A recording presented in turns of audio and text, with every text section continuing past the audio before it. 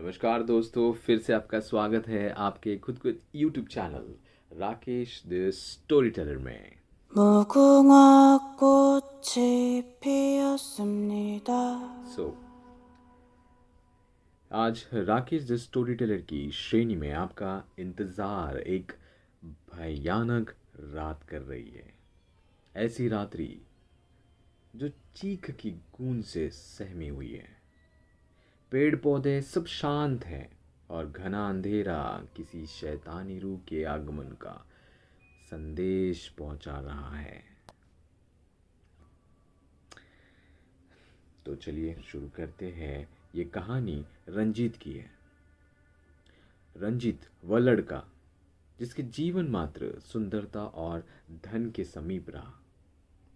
रंजीत को अपनी जिंदगी में दो ही प्रेम रही है, एक लड़की और दूसरा है पैसा। दोनों को वह बखूबी इस्तेमाल करना जानता है।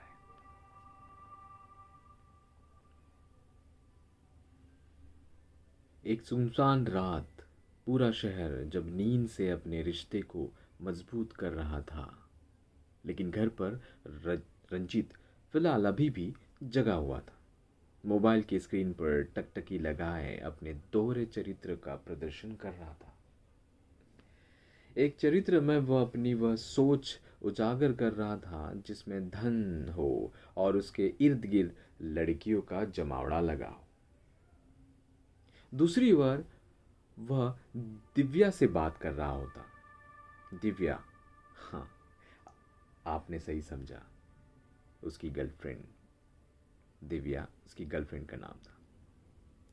यह उसकी 12वीं गर्लफ्रेंड थी। वह हर एक लड़की को ज़्यादा से ज़्यादा 3 से 4 महीने का ही वक्त देता, बाद में छोड़ देता। मगर इस बार दिव्या, जो बेहद अमीर परिवार से ताल्लुक़ रखती थी, बाकी लड़कियों की हूबहू रंजीत ने दिव्या को भी झूठ के पर्दे में आराम से उतार दिया था। उसने दिव्या के समक्ष अपने माता पिता की वह छवि प्रस्तुति करी जो उन्होंने कभी निभाई ही नहीं।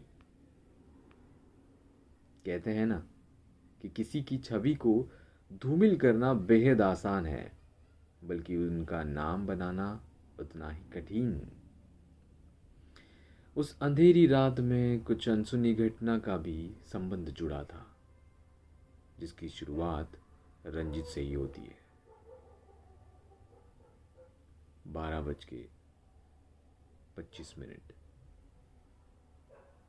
अमूमन रात एकदम शांत होती है। बाहर बस कुत्ते भौंकने की आवाज आ रहे हैं।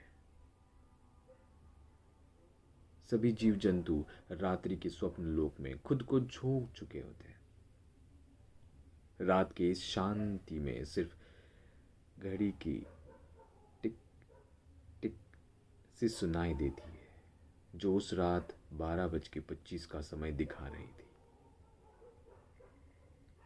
रंजीत अभी भी फिलहाल फोन पर व्यस्त है और खिड़की के बाहर चांद की रोशनी आज कुछ धीमी है। ठंड भरी शीतल हवा खिड़की के दरवाजे में बनी पतली सी जगह से हवा गुजरते हुए रंजीत को ऐसा महसूस कराती है कि कोई उसे छू रहा है।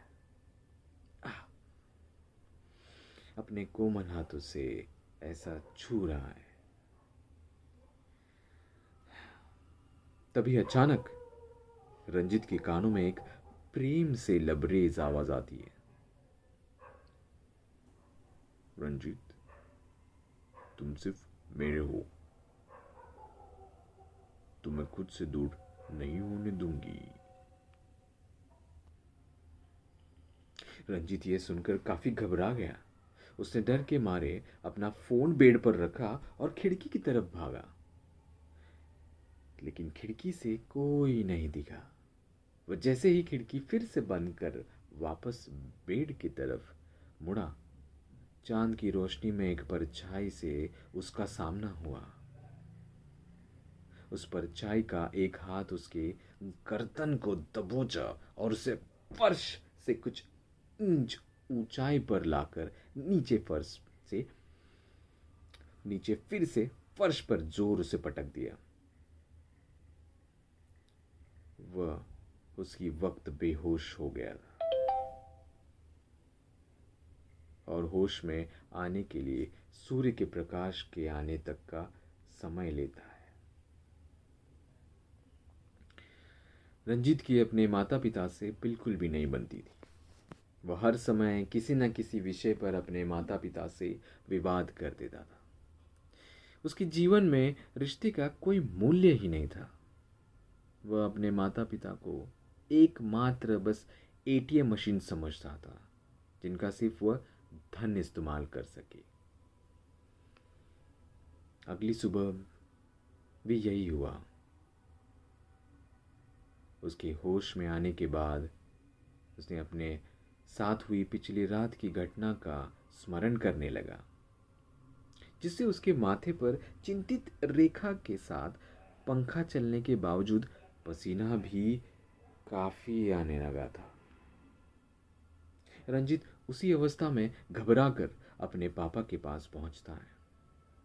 वह इतना घबराया हुआ होता है कि उसके मुंह से जो शब्द भी अच्छे से नहीं निकल पा रहे थे। वह अपने पिता के सामने कुछ बात बताना चाहता है, पर वो शब्द पूरे बन ही नहीं पाते। उसके पापा उसको गुस्से में देखते हैं और कहते हैं, कुछ बोलेगा या हमेशा की तरह कुछ सुनाने आया है। रंजीत के चेहरे के भाव अब डर की जगह गुस्से में बदल गई और उसी स्थिति में अपने पापा को ही सुना दिया। और गुस्से में वह घर से निकलकर अपने कॉलेज में पहुंचा, जहां उसका इंतजार उसका दोस्त और उसकी गर्लफ्रेंड दिव्या कर रही थी। हाँ, उन दोनों को उसने अपने साथ हुई घटना को बताया।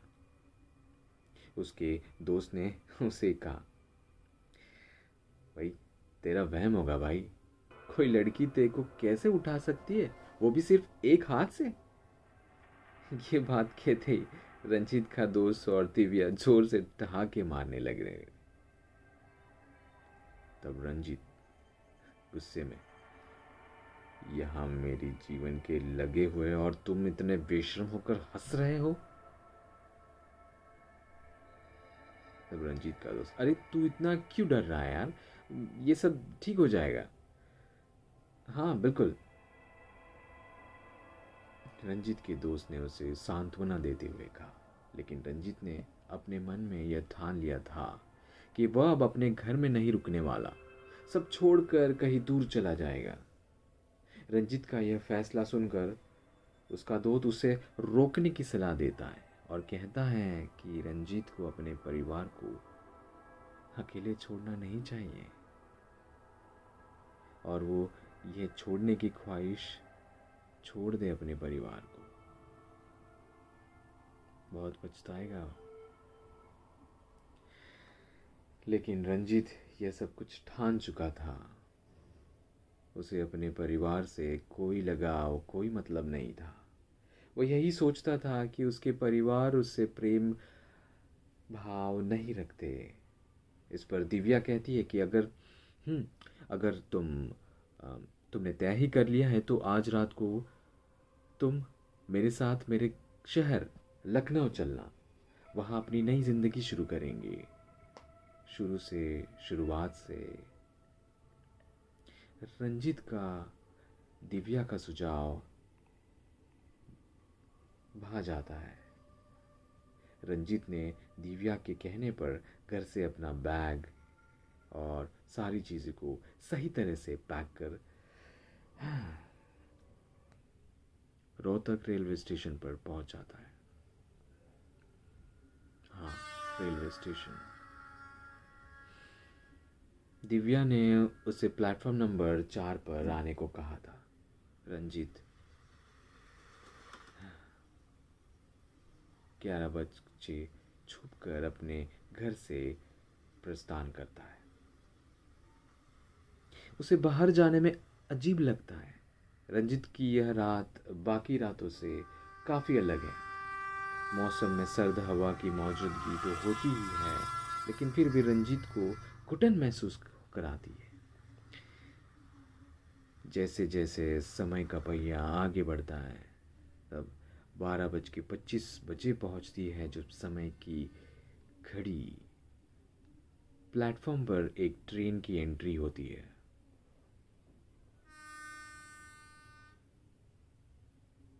रंजीत पूरा घबराहट से भरा हुआ है। दिव्या अभी तक रेलवे स्टेशन नहीं पहुंची होती। स्टेशन भी पूरी तरीके से किसी शमशान घाट का रूप धारण कर चुका है। रंजीत को कुछ समझ नहीं आ रहा कि अभी तक कहाँ गई। दिव्या का इंतज़ार करते हुए उसे इधर उधर हर दिशा में अपने चक्षु को दौड़ाया, लेकिन दिव्या कहीं नजर ही नहीं आई। तभी फिर से एक ध्वनि, एक आवाज रंजीत के कानों में गूंजती है। रंजीत, मेरे इंतजार कर रहे थे ना? ये वही आवाज थी जिसे रंजीत ने अपने रूम में सुनी थी। इसमें भी वही भाव की दस्तक थी। फिर वह आवाज एक भयंकर हंसी के वस्त्र पहन लेती है। वो भयंकर हंसी।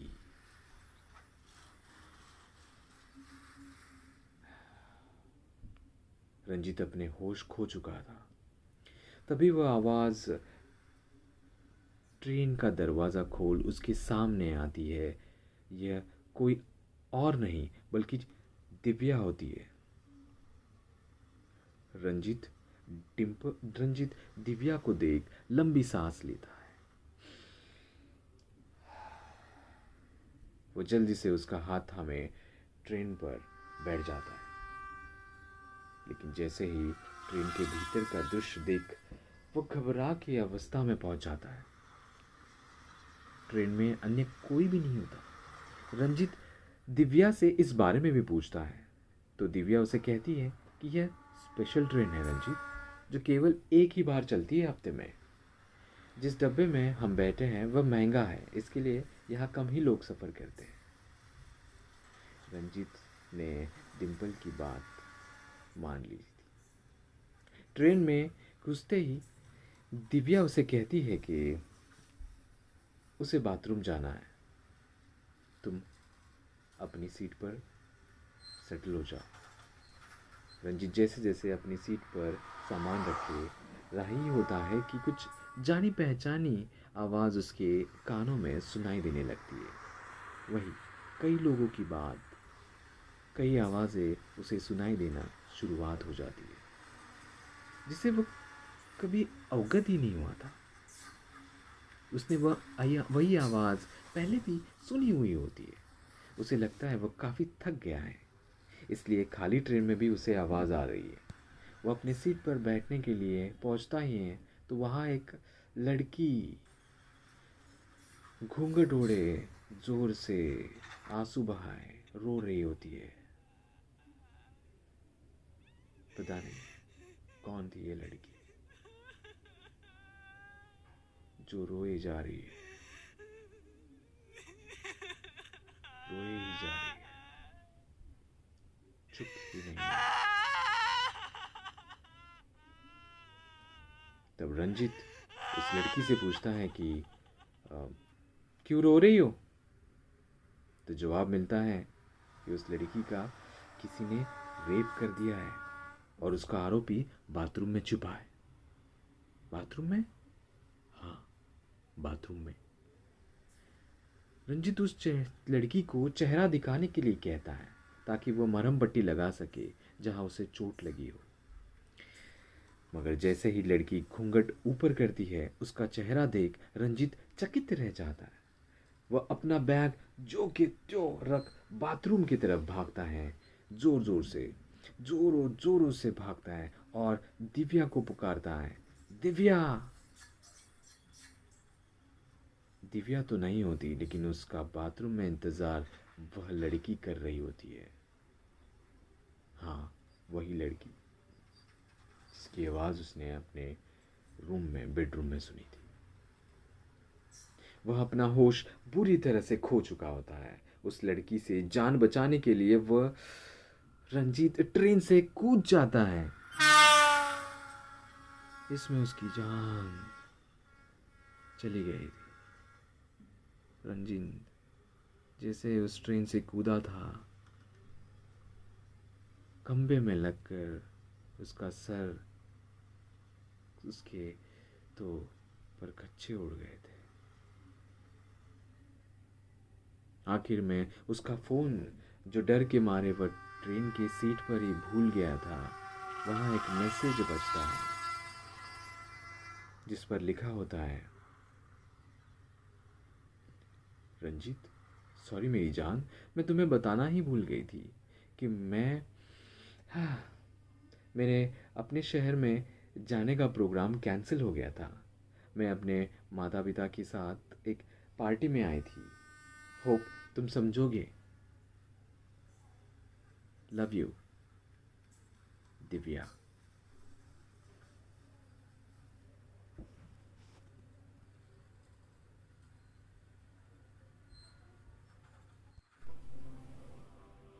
कहानी दूसरी।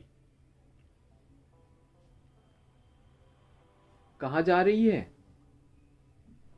अब तो घूमना बंद कर दे, परसों तेरी शादी है। स्नेहा की माँ शिवकांति बोली। जाने दो ना माँ, फिर कल से मेरा घर से निकलना बंद हो जाएगा। आज आखिरी बार जाने दो, स्नेहा बोली। तुझे डर नहीं लगता उस बरगद के पेड़ के पास? स्नेहा की माँ ने पूछा उसे। तो स्नेहा ने तपाक से उत्तर दिया, ना माँ, आज तक नहीं लगा। तुम और बाकी सब लोगों को तो नहीं पूछती पेड़ पर कौन सा भूत और कौन सी चुड़ैल दिखी। मैं चुपके चुपके वहां कई बार रात को भी गई, लेकिन मुझे तो कोई ना दिखा। स्नेहा हंसकर बोल रही थी। तब अच्छा, जा बहस मत कर। ठीक है माँ। और इतना कहते ही स्नेहा की माँ वहां से चली गई। तभी शिवकांति स्नेहा की माँ के पास बैठी उसकी बड़ी बहन अंजलि, जो कि स्नेहा की शादी में आई है, उसने पूछा, ये बरगद के पेड़ का क्या माजरा है माँ? तब माँ बोली, अरे जीजी, स्नेहा के पैदा होने से पहले की बात है। इस गांव की एक औरत उस बरगद के पेड़ पर फांसी लगाकर झूल गई थी। वो बांझ थी। पूरे गांव वाले उसे ताना मारते थे। उसकी सास ने भी उठते बैठते उसका जीना हराम कर रखा था। उसका पति, हाँ हाँ, क्या हुआ उसके पति को? अरे उसका पति उससे बहुत प्यार करता था। इसके लिए माँ के कहने पर भी उसने दूसरी शादी नहीं की। और जब उसकी पत्नी ने फांसी लगाई तो दूसरी रात वह भी उसी पेड़ पर फांसी लगाकर झूल गया। क्या कह रही हो माँ? हाँ, लोग कहते हैं कि दोनों अभी भी रात को उस पेड़ पर लटके हुए दिखते हैं, लोगों को डराते हैं। लेकिन हमारी स्नेहा बचपन से उस पेड़ से मिलने रोज जाती है। उसे कभी कुछ नहीं हुआ। न जाने उसे कौन सा लगाव है उस पेड़ से। ये बड़ी अजीब बात बताई तुमने। हाँ, लेकिन स्नेहा को तुम लोगों ने कभी रोका नहीं, क्यों नहीं वहां जाने से? अंजलि ने पूछा।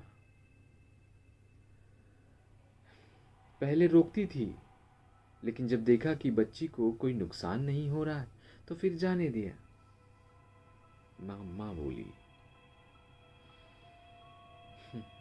माँ और बेटी के बीच यूं ही बातें होती रही।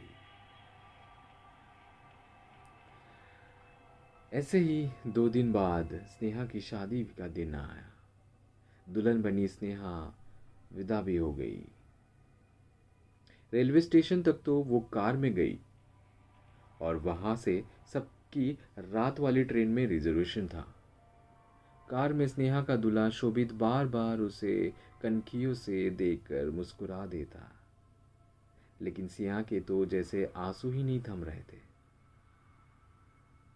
सबका AC2 क्लास में रिजर्वेशन था। ट्रेन आते ही सब सामान चढ़ाकर अपनी सीट पर बैठ गए। अब ट्रेन जाने लगी। लगभग रात के 9 बजे सबने अपना खाना खाया और सोने के लिए अपनी अपनी बर्थ पर चादर बिछाकर सो गए। स्नेहा की बड़ी ननद सुखदा उसकी ही बगल वाली लोअर बर्थ पर लेटी थी और शोभित सुखदा की ऊपर वाली मिडिल बर्थ पर था। वह स्नेहा से या वह स्नेहा से बात करना चाहता था, नहीं कर पा रहा था। तो उसी मिडिल बर्थ से वह स्नेहा को आराम से देख सकता था। अपनी नई नवीली दुल्हन को निहारने में उसे बहुत मज़ा आ रहा था। स्नेहा थकी हुई थी, इसके लिए खाना खाकर वो सो गई। घर से विदाई के समय ही दूल्हे की बहन सुखदा ने स्नेहा की माँ से कह दिया था कि माँ जी, लहंगा चेंज करवा दीजिए, कोई हल्की लाल साड़ी पहना दीजिए, चलेगा। ये ट्रेन का सफ़र है, रात को लहंगे में स्नेहा कंफर्टेबल नहीं करेगी और उसे लगेगा भी नहीं। स्नेहा की माँ ने हामी भरी और कुछ स्नेहा के गहने भी सुखदा ने कम करवा दिए। अब जब सफ़र करते करते ट्रेन में रात के करीब 12 बज चुके थे, शोभित अभी भी जग रहा था। सारी लाइट्स ऑफ हो गई थी। तभी अचानक शोभित को लगा कि उसका पैर किसी ने खींचा। उसने ध्यान नहीं दिया। तभी उसे लगा कि शायद कोई बाथरूम गया था और जाते वक्त किसी ने मेरे पैर को हाथ लगाया होगा। तभी अचानक उससे किसी ने ट्रेन पर फर्श पर पटक दिया। वो गिरा तो सुखदा के साथ और भी लोग जग पड़े, लेकिन शोभित को किसी ने हवा में उछालना बंद नहीं किया। वो लहूलुहान होकर बेहोश हो गया। उसे बचाने के लिए और भी लोग आए, लेकिन जो भी उसे बचाने आता वो सब भी जख्मी हो जाते। उसे पूरी बोगी में केवल बारातियों का ही रिजर्वेशन था। सारे बाराती एक एक करके जख्मी हो गए। फिर शोभित को होश आया और उसने सोचा कि शायद वही जो हम मुझ पर हमला कर रहा है वो स्नेहा को बिना चोट पहुंचाए। तो स्नेहा का हाथ पकड़कर वो ट्रेन की चेन खींचने ही वाला था।